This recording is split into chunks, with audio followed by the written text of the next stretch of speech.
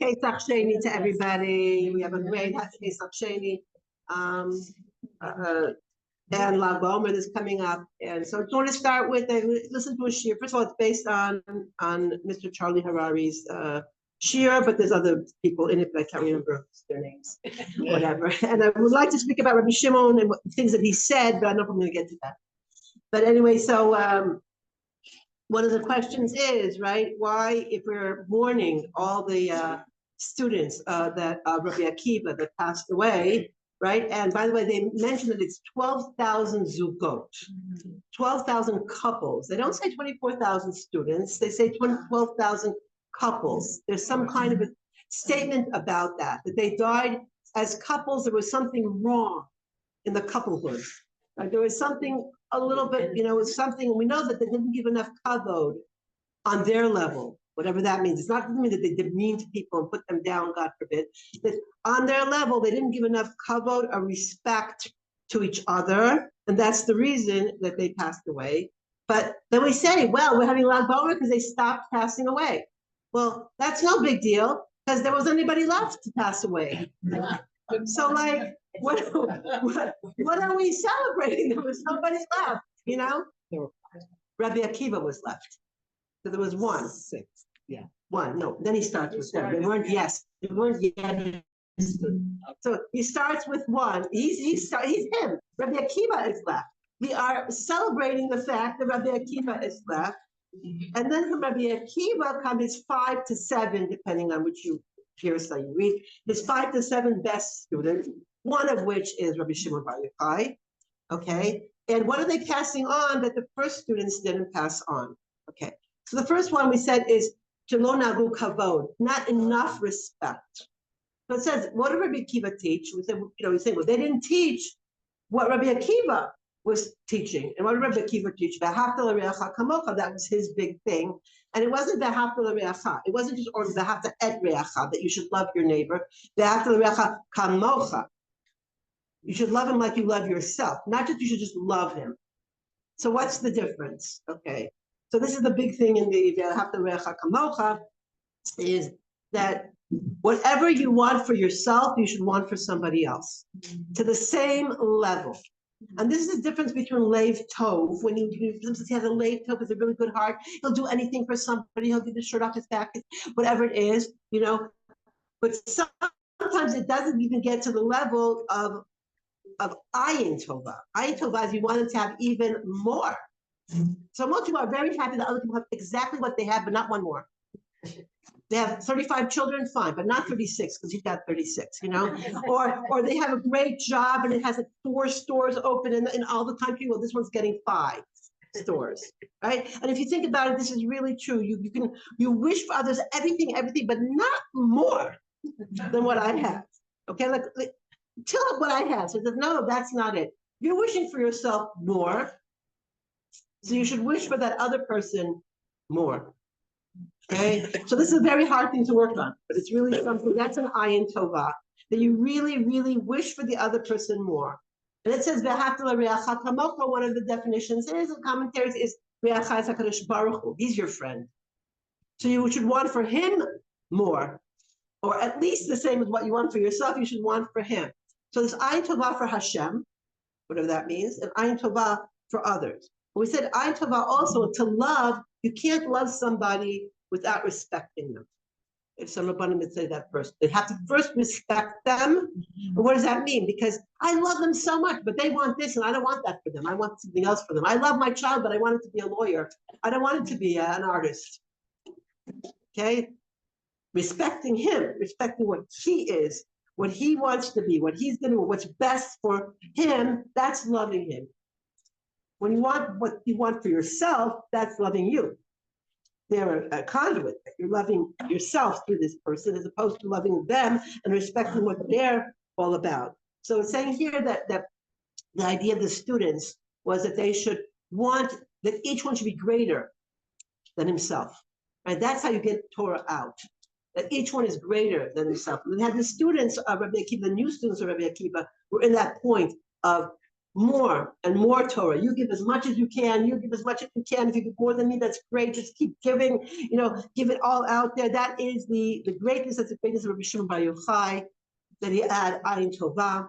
But at first, right, when he comes out of the cave, he and his son Rabbi Elazar, they're burning up. They're going out and saying, like, these people are like working the land. Like, where's Torah learning? Like they have Ayin Tovah for Hashem, right? That they want everybody to be doing what Hashem wants to the on the highest level. And these people are farming, so that they're not judging it, and therefore it's burning up because they're on such a high level. Their eyes are so concentrated, right? When you concentrate something, that's exactly what laser is. It burns something up. So like the eyes were so concentrated with so much kedusha that it was just burning it up when they even thought about the fact that this is not the level. And Hashem said, go back into the cave another year and learn to have like Ayin Tovah. So then they come out. Rabbi Elazar is still burning up everything, and Rabbi Shimon is like is curing it. He's healing it all. Yeah. Aren't we supposed to be also toiling the land? So Hashem said, I won't have anything left if you guys are judging it this way. Like there'll be nothing left in the world. It's like, yes, of course I want Torah on the highest level, but if you're judging that, there's nobody going to be left. No, but we're supposed to be, yes. Perking your boat. You just read. Exactly. So we have what's Rabbi Shimon's pasuk or whatever in the verse in Perek Gimel of last Shabbos, whatever, was if three people sit at a table and they're not speaking Torah, right? So this is perfectly the idea of you are eating and you're allowed to eat. But if you don't speak Torah while you're eating, he says it's like waste. Waste from the mouth and waste from the other part, what he's saying is basically is because you got a mouth to eat, but you've got a mouth to speak Torah. And if you're not doing that, you're wasting your mouth. And so only waste comes out of it. And if you're not, and eating also is supposed to make you strong and make you spiritual. And if you're not speaking Torah, then what you ate was also a waste. So he's saying that you can eat. You can do what you have to do, but add to it kedusha. So he's saying, so he learned from that experience that yes, you have to judge like more favorably like the Jewish people, but let them use what they have to make kedusha. You can farm, you can do what you have to do, but you have to do it with the intention for l'havta l'reacha kamocha. So I'm going back to what is l'havta l'reacha kamocha and Pesach Sheni is that the people who were tamei and couldn't do Pesach Rishon came to complain to Moshe Rabbeinu and ask, we couldn't keep Pesach Rishon. Why are we why do we lose out? And so Moshe asked Hashem. Hashem said, okay, Pesach Sheni. Now really Hashem would have said Pesach Sheni anyway. The same thing like when the no Slofan come to Moshe and ask, what about women? You would inherit. Hashem was going to say it's a law, but he says it after they ask. And the same thing here, he says about Pesach Sheni after they asked, to give them sput and merit of learning this Torah because they asked. And what he's saying is, and Hashem said yes. And what we learned from that is they wanted to do more for Hashem. It was for the sake of Hashem completely, because it wasn't like, it's like asking to clean for Pesach another month. Can you imagine? You finally got to clean as much all over the whole house, started eating bread, and they're like, clean again for Pesach. And they're saying so they're not asking for themselves, right? There's certain mitzvahs you ask for yourself because it's pleasant and it's fun and you have a great time. And this is a mitzvah that you're asking solely for the sake of Hashem, to bring a korban to Hashem. And we missed out on bringing that korban. And Hashem says, I'm happy to tell you to have another opportunity to bring that korban. But they didn't do it without asking. That was the kavod. Okay? We have our own, and they brought with our own sons that brought without asking. They want to get very close to Hashem and for the kavod of Hashem. It's not kavod if the one doesn't want it at this time, right? You want to give somebody something, but they don't want it. You love a fur coat. They don't want it. It's hot. They don't have to wash it, whatever. So let's respect what they want. Okay, so respecting Hashem is and loving Hashem is doing what He wants. So they also wanted to do more. So Hashem respected that they wanted to do more, but they asked. And that's another secret. When you respect somebody, you ask them what they want. You ask them what would make them happy. You ask them, even if it's not what makes you happy, but you ask them what makes them happy. Now, of course, you have to also at the same time have ayin tovah for Hashem. What's good for Hashem as well, not what's good for you, what's good for Hashem. And how can I do what's good for Hashem? So we have here the two aspects, what's good for Hashem and what's good for other people. It's an interesting, this ayin tovah, to look good on others and to, we have that exactly from the Kohen Gadol, who wears, it says he wears his four garments, he has 8 garments, but on Yom Kippur, he wears his 4 white garments in the Kodesh Kodashim and not his gold garments. You would think he'd wear the gold garments into the Kodesh Kodashim, right? But he's wearing the white garments in the Kodesh Kodashim. He's wearing the gold garments outside on the very same day. They say, why? Because a kategor cannot become a sanegor. Because we did the Egel HaZahav, the golden calf, it becomes a prosecutor for us. And you can't use a prosecutor to become your defender. So he doesn't wear it in the Kodesh Kodashim. So why does he wear it at all in Yom Kippur? Still Yom Kippur, Hashem is everywhere. He's not just in the Kodesh Kodashim. They're saying, when you represent the Jewish people to Hashem, like the Kodesh Kodashim, you have to talk well of the Jewish people. You have to defend the Jewish people. Look, although people are not keeping Shabbos because they don't know, but they're keeping Pesach. They're keeping for Pesach on Shabbos because they really know what Pesach is. They don't really know what Shabbos is. But look at the Jewish people. Amazing. That's amazing, right? And when you talk to the Jewish people, you have to talk about the kavod of Hashem and say, Hashem would really love for you to do Shabbos. Hashem would really love for you to do this. You know, it's an important thing. So when you talk to Hashem, it's one thing. When you talk to the Jewish people, it's another thing. But here in both of them, you have ayin tovah for the Jewish people, and you have ayin tovah for Hashem. That's Hashem, exactly what He wants. Now, it was an interesting thing. Mr. Charlie Harari was saying. He was saying in the name of, it was Rizal or his Rebbe, I don't know exactly.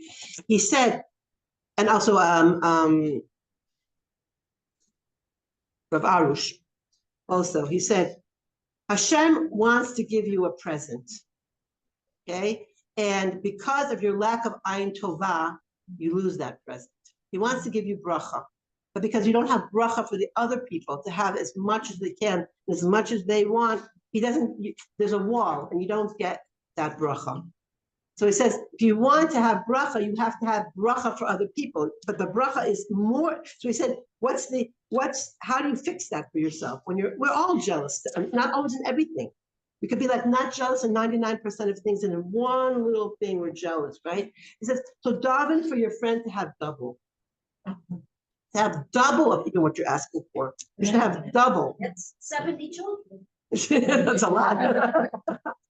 And there's a daven to have a lot of arnasa also, you know, so have 70 children, you won't have a dime left, you know. And also have to be wealthy and have the 70 children, and they should all be big tzaddikim and 20 double. And it's an interesting thing. He said one more thing. This was like really like it struck me. He said, before Hashem gives you that present, when you're like davening for something, whether it's a shidduch, whether it's a job, He gives it to somebody else, not yours, not your thing, but He gives what you're davening for to somebody else, because it's a test. It's a test if you have emunah that Hashem's not limited. He just doesn't give him; He doesn't give you. Hashem's not limited. He can give him anybody. He just won the lottery, and there's only one of those. He can help you win an inheritance from somebody you don't even know. You know, it happens. So the question is, when you see somebody has something exactly you wanted and you've been davening for it, and this person even davened for it and they got it. You know, like how dare they get that? You know, no, be happy for them that they got it, and realize Hashem is testing you to see if you believe that He can give bracha to everybody. And that's ayin tovah, because He can give bracha to anyone and everyone. And that's a little bit why also Rabbi Shimon came out with ayin tovah, right? That's why so many people come to him. Everybody feels that he's on their side, right? Sfardim, Ashkenaz, everybody feels that Rabbi Shimon loves them. He brought out the Torah, he brought the Zohar, the premium of the Torah, but he also had ayin tova, a good eye for the people. It's interesting, just another one that he says that is sort of like contradictory, and then he corrects himself. He says, Hashem, why don't you make two mouths? One mouth for eating and one mouth for praying and speaking. And then he said, no. If we had two mouths, oy boy. So he changed his mind, but he was like this idea of understanding what people need, understanding what we have, having a good eye, having a good eye for the other disciples, that they should all grow and be more. If I'm not mistaken, he wasn't even one of the greatest disciples of Rabbi Akiva. There might have been a couple who were even greater than him. I just don't remember exactly, but this idea of being very happy for everybody, because it's Hashem's Torah that we want to get out there, right? The same thing, we want to do another Pesach Sheni. That we want to do it, but we won't do it unless we have kavod to Hashem, because He wants us to do this. It's something that He wants, because showing our love and doing it the way that we want to do it is not real love. Love the way the other person wants it. Kavod is love. Okay, I mean, it might be kavod is not yet love. Love comes after kavod, but if you don't give kavod, don't really love the person. You love what they're doing for you. You love what they are for you, but it's not this love for this person, what they are for them. So it's very important that we have this ayin tova, that we get this from, Rabbi Akiva. And you realize Rabbi Akiva went full circle. He hated Talmidei Chachamim. When he was in ignoramus, he hated, it says he wanted to fight them, whatever. And he came full circle of understanding that you have to understand, you don't know the situation of other people. You don't know what they're all about. You don't know what makes them tick until you learn Torah and want to do stuff for the kavod of Hashem. Then you can learn to have, and I just have time for one story, right? So Go ahead, please. So, they were talking about, right, when we're learning about the Rechov HaPalmach, sometimes you have to rebuke people, right? The whole thing that Judy's talking about. And sometimes you're not supposed to rebuke them, but sometimes you are supposed to rebuke them. And you can't just say, well, I love them and their life is good, whatever they do is fine. That's not the Rechov HaPalmach. You're saying, okay, do whatever you want, but you don't really love them because they're going to have to pay for this in the next world. If you really, if you know that their house is going to burn down and you don't tell them the house is going to burn down, you don't really love them. Or if you know the house is going to burn down and they're not in the city, you're going to go and you're going to get people to put water all over the house, whatever, and make sure that it doesn't burn down because you love that person. And so here, he's going to get eternity. If you don't care about them getting eternity or not getting eternity, you don't really care about them enough. You don't really love them, if you just we don't care if they have eternity or not. Sometimes you can't do anything about it. You can just pray for them, but you should at least care they're not going to have it. You should at least pray and care that they wish they had it, and you wish that they knew, etc., etc. But anyway, so in the rebuke, there was a car, Rav Shach and Rav Shvadron or whatever, and they were in a car with the taxi driver, and so Rav Shvadron asked the taxi driver, "Do you keep Shabbos?" Shach, in Yiddish, start yelling, not yelling, but start talking to Rav Shvadron. I'm asking that. It's not respectful, respect them. And okay, and so the taxi driver later said to Rav Shvadron, he said, the way he respected me, Rav Shach, I'm going to keep Shabbos. And then the next time Rav Shvadron was in a taxi alone, and he tried to figure out if that driver he could speak to or not. He said, that situation was that you shouldn't be the driver. If you really sensitive enough, you see. And in this case, I think I could talk to him or whatever. And he thought about it and he said, you know what?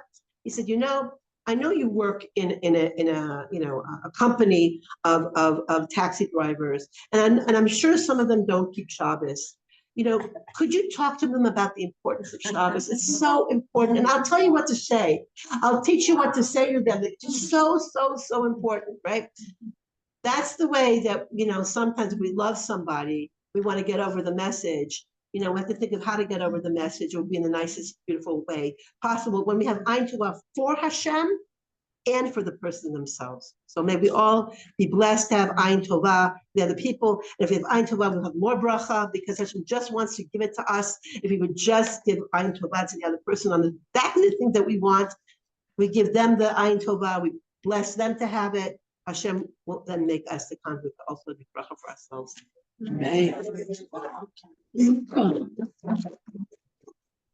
Thank you, Illana. Oh, that was beautiful.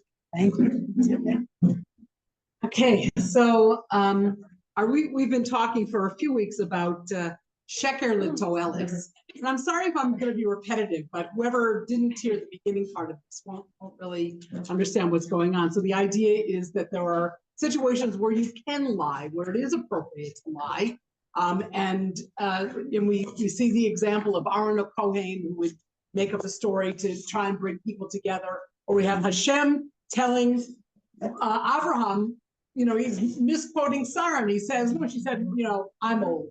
No, she didn't say that. She said, my husband's old. But Hashem basically is lying in order to create a good feeling. So the idea is that truth is not about just an exact revocation of facts, but truth has a much more involved meaning, which is what we've been trying to tease out. It's not an easy subject. I have to say, I'm like a little bit, I struggle with it. So, maybe you do too, I don't know. But so last week we were talking about, we said that there are 3 different areas where a Talmid Chacham, who normally would not lie, would be allowed to lie. And that would be in the area of learning, and things that are private, and also things that relate to a host. And there are many Meforshim who say this doesn't just apply to a Talmid Chacham, it also applies to everybody. It applies to us too. So just as an example, he talked about matters of learning. Somebody asks you a question, you want to be modest, you don't want them to know that you're a Talmid Chacham. I do this all the time. I don't know. I'm sorry, I don't know. Or you're fasting. You don't want to, make this big deal about your tzidkus. It's like you hide it. You don't want people to know. You're saying somebody asks the halachic question and he knows the answer, that he's permitted to say, I don't know, and not help with that. You're not Yes. helping the person. Well, it depends on the situation. It depends on the relationship. It depends on the situation. It cannot lie. It cannot lie that if you don't know the great rabbi that I don't know, you keep it. Okay. I Okay. did not say I know. Okay. It's about ego. That's what I always said. Okay. Yeah. So like we have a specific situation where somebody asks a question and this person doesn't want to be interrupted in their learning. Right? Famously, David Feinstein used to go to the back room of his friend's bookstore because he was constantly he taught quite a bit, he gave many shiurim, but he was constantly being asked questions and he wanted to have some time to be able to learn uninterrupted. So there are people who say, no, I don't know. There's other, it's not like you're the only person they could ask. If the situation is that you're the only person, then you have an obligation. But there are situations where you're not the only person. So also, if you know that somebody won't understand you, you could say, gee, I'm not sure. Like if you know that you're going to give this person and give them the correct answer, they don't have the capability to understand what you're trying to tell them. So you kind of hide it a little bit. Now it's if there's a situation where you're the only person who could help someone, that's one situation. But like, what if someone says, do you have a pen? And you're running to the bus. I always get caught in that. So you're running to the bus and someone says, do you have a pen I could borrow? Now you could say to them, I do, but I got to get the bus. I'm sorry. That's offensive to somebody. Someone's going to be insulted when they hear such a thing, right? And you don't, because everything that we've been talking about is to develop a sensitivity to try to understand what will hurt a person or what will make a person feel bad or what will make a person feel good. And in that situation, you're not Like, let me just finish my sentence, okay? You're not the only pen in the world, right? So you can say, no, I don't have a pen. Or you can stop and say, yeah, I do have a pen, but I have to catch my bus, and you miss your bus. I mean, there are lots of pens. You don't have to lose out yourself. And in that situation, according to the halacha, Leah, according to the halacha, you're allowed to lie. You're allowed. Okay. Okay. All right. So, Good question. Can't you dodge the question? That's always the best. You You can say, I'm sorry, Yeah. and run. Right. And the person doesn't know what you're sorry about. You know? That's right. That's right. Right. I'm sorry. That's At the time, you're always. That's That's I don't have that on my lips. Sorry. Yes. I believe if it's like, also shower, live in a Hardy neighborhood, and I always have children that come up to me in the makom or something, and they say, do you have a phone? Like, do you have a phone? Yeah. And I'm like, oh, I have a phone, and every time I hand it to them, they're like, oh, and then they. Yeah. Well, you're lucky. When I started I was like, gosh, as he's known. Right. I can't sort of say, look, there's a little. So they were trained well. I started saying no, but that's also fine. Do you have a phone? Like, Right. Because I don't want to get into it. Right. You don't assume that So maybe that's what you say. Maybe that's the right thing to say. I don't know. I don't think you can use my phone or something like that. So. The goal, I just want to make this point again. The point is you don't want to insult someone. You don't want to hurt their feelings. You don't want to insult them. What if somebody says, okay, this is the next area, privacy. Okay, someone says to you, is your wife pregnant? Like, shut up. Like, why are you asking me that? So you know what? So the answer, so you can say, ask her. yeah. You can, if you can, it's always better not to lie directly. But if you can't, if the person's very, very persistent, no, because I saw she's like wearing these fluffy clothes, like this, what are you doing?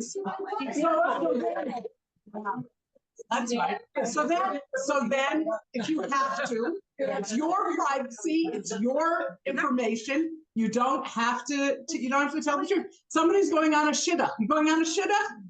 No, I'm going for pizza. You don't have to tell people your business, and they know. Yeah. No, I'm going out to the night air. I'm going out to. If you can do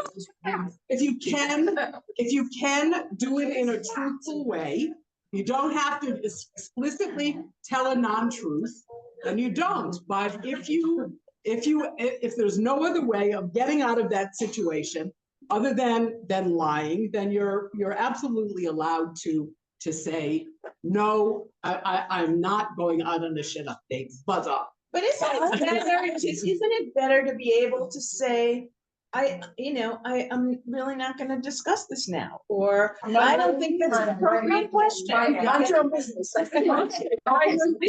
So you're right, that would be better. But what if that person feels, what if that person is insulted? Wow, I thought we were best friends. Like, why aren't you telling me? I thought we were so close. Why are you hiding this from me? Really care about the other person and they're being inappropriate, you don't care about them. It might be, the comfortable thing is to just lie, so more comfortable for yourself. Really care about the other person. It might be better to have a little reaction and say, I'm not going to answer that question. Or, that's not such an appropriate, but Okay. thing to ask. Okay. Sometimes Sometimes- ask me that. Yeah. Yeah. You care about them. But you've sort of answered the question. For sure, there are situations where you're right. Right. These examples are those examples. For example, like lying about pregnancy is never a good idea. Right. Because a few months later, everything knows you're lying. Right. So it should make, Right.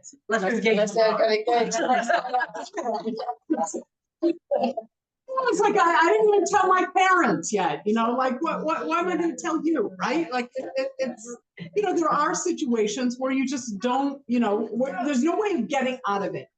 If you can do it in a way that you protect somebody's feelings, if you can do it in a way that's respectful, then you can. But if you can't, and there's no other way than to say, no, I'm not, then it's. I just say that the funniest answer I ever got when I asked somebody, you're two men, they said, I tell you, I'll have to kill you. Okay. Right. If I tell you the answer, I'll have to kill you. Okay, that's a possibility. Okay. I have like another question about this. Like, we just read mitzvah that we're not allowed to lie to each other.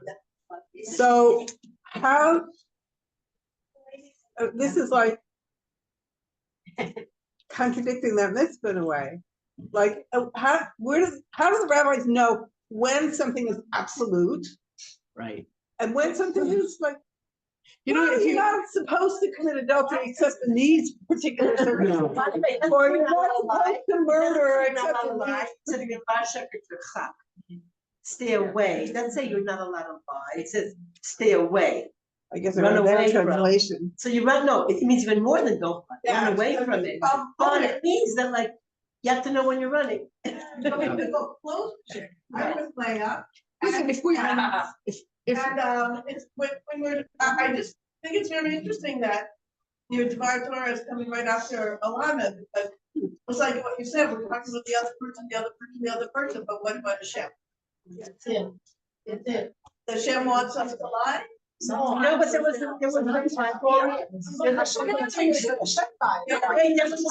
story about how the Beit Medrash. If we don't put the patient, we don't need to lie. I'm so sorry, I just cannot tell you. and you just insulted somebody. No, Leah, so you just insulted somebody. That's better? Somebody's like really angry. How do you know? How do you know? How do you know? Okay. Leah, somebody else can speak now. Leah, someone else can speak. Okay, hello, how are you? Welcome.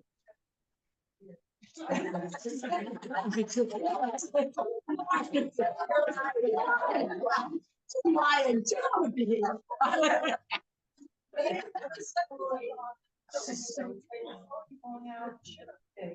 Thank you so much for asking, and just smile.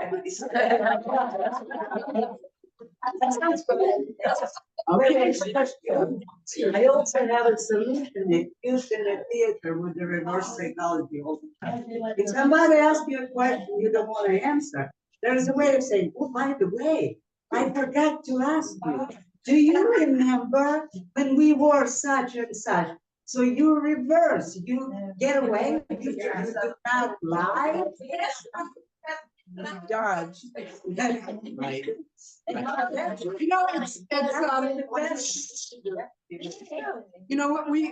we talk about when we talk about Yaakov Avinu, we always say his midah is emes. And if you read about Yaakov Avinu, he's sort of the last person that you would think of as emes. There are all these things that appear to be a little slippery, like how did he do this? How did he do that? But what? He didn't do it, his wife did. Okay. Well, he did it. So he did it. He went along with it. Okay. Leah, excuse me. Leah, maybe you don't want to participate in this. It's obviously bothering you. Okay. The point is that we've said this over and over. MS is not just an exact replication of facts. MS does not call the truth of the truth. What? Someone to call the truth of the truth. Okay, that's a very good point. Yeah. It says in the Shirash Hasharim, not about this particularly, but it says that the Beit Hamikdash was destroyed because of too much tzidkus. What's that? Too righteous. There were a couple of people who Rabbanim, who because they were so righteous, they didn't want to think the wrong thing, whatever, so they didn't do certain things they should have done. whatever, I can't, I don't remember the exact detail, maybe somebody else does remember. Yeah. And because of that, the Beis HaMikdash was destroyed, because it got to somebody and they didn't want to bring a korban, they'll think that you're this, that they should have let them bring the korban, whatever, it was a whole thing, even though it had a blemish, it was a whole thing, and so sometimes you have to think of all the ramifications, not just the actual thing itself. What are the ramifications of what you're saying? You tell somebody, don't ask me this question, now they're really upset. You know, and so that's what I would tell somebody, it wasn't about truth really, but somebody came to a big rabbi and he needed $10,000, for example. And I don't know if the rabbi told him I don't have and gave him 9,000, or he didn't tell him, just gave him 9,000. I'm not sure which one it was, but the guy was under the impression the rabbi only had 9,000. And then he left. And the rabbi said, but you have 10,000. He wasn't so happy. He said, if I would have given 10,000, it would have felt like like he should have asked me 20. And that's when he'd be like depressed all day long. He thought he got most he could possibly get, and now he's really happy. You have to think about it. All right, we gotta move on, like, go ahead, I last. just want to tell you Susie's a short last. story that happened with me and El Shabbat. El Shabbat and I are very, very.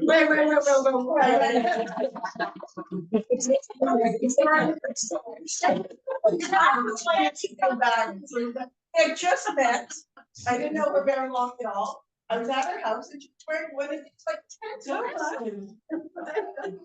What is Mickey? I said, oh, so when you do. And she looked at me, she goes, I haven't told anybody. I was so embarrassed, but I thought it was a church dress. I thought she was making the announcement, but she was like, nobody knows. I'm like, and anyways, we're still friends. Okay, last comment, and we're moving on. Go ahead. You really learn, you don't have to. You've never asked a woman if she's pregnant. Right, very good. But like, for example, you started out by saying, this is like your comment. So how do we, so like they're on the left, make all these kind of disturbing things and let themselves lie when it's okay and like tasking for themselves and everything. How do we know if this also applies to us? Right. Right. Maybe you really, you know. It's difficult. Bias, we don't know enough. Listen, I mean, what we can, what we can't, but how do we know it really applies to us? I mean, in every situation, how do you know when you open your mouth that you're not going to say something that's going to offend somebody? Right? You never, exactly. You don't usually know. I mean, I remember hearing the story about who's a Rebbe in Chicago. I forget his name, and he you know, people would ask him a question, and he would say, "I don't let me think about it for 20 minutes." And that's why he's thinking that this is going to mean this, and this one's going to understand it as that, and this could be take that, and how, you know, I don't want to hurt them, and how should I word it? What's the best way to do it? And that's what every time. And then somebody asked him, you know, like, why do you always wait 20 minutes before you answer a question? He said, let me think about it for 20 minutes. So that's how that. We have to train ourselves. That's for sure. We have to like try and be aware. Yeah. Okay, and 10 times. okay. All right, we're gonna end now. Okay, I'm sorry. This went a little bit long. Okay. I just want to make a few announcements. Okay. Shminzi and me, we went to Ramat Beit Shemesh and we had the privilege to visit former Weingart.